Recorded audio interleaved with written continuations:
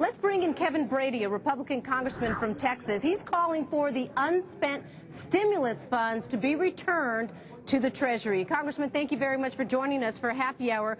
Let's talk about first, since it is the one-year anniversary of this stimulus, do you agree that it has kept, I saw one figure, 325,000 teachers, police officers, and so forth on the payroll. It's basically subsidized their jobs because the states couldn't afford to keep them on the payroll.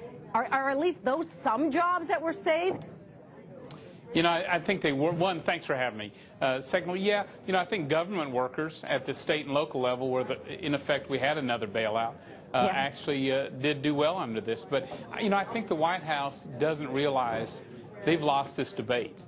I mean, when 6% of Americans believe the stimulus actually created jobs, when more than half of Americans feel less financially secure today than they did with the stimulus, then in effect I think they're selling pet rocks. And it's both the design of the stimulus and, you know, the wild promises, the exaggerated claims, the fake congressional districts, all of that I think has contributed to the American public saying this hasn't worked.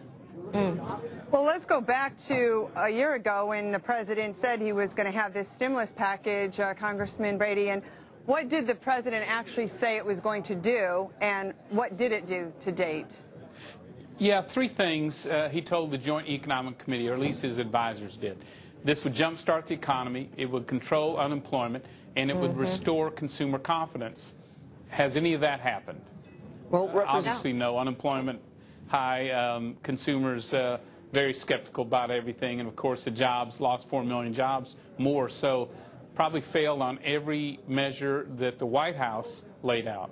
Representative, but you know, when you voted for yourself to borrow $160 billion from my hopefully children someday, and the fact of the matter is, I don't remember it working out very well either. It basically provided the Democrats cover for an $800 billion stimulus package after you guys, the Republicans, and you yourself voted to take $160 billion of mine and call it a stimulus package in 2008. That didn't help unemployment either, did it? No, it didn't, but actually that was more a blocking maneuver on our part. You know, having pure tax cuts for families versus what the Speaker wanted to do, which was food stamps and government spending, all of which ended up in the second stimulus. We were voting to do just pure tax cuts, and as it turned out, you were right. People saved that money, and then, of course, $4 a gallon gas ate up the rest of it. So that was a great lesson, I think, for everyone on not to go down that road, but Congress did without any Republican votes in the House.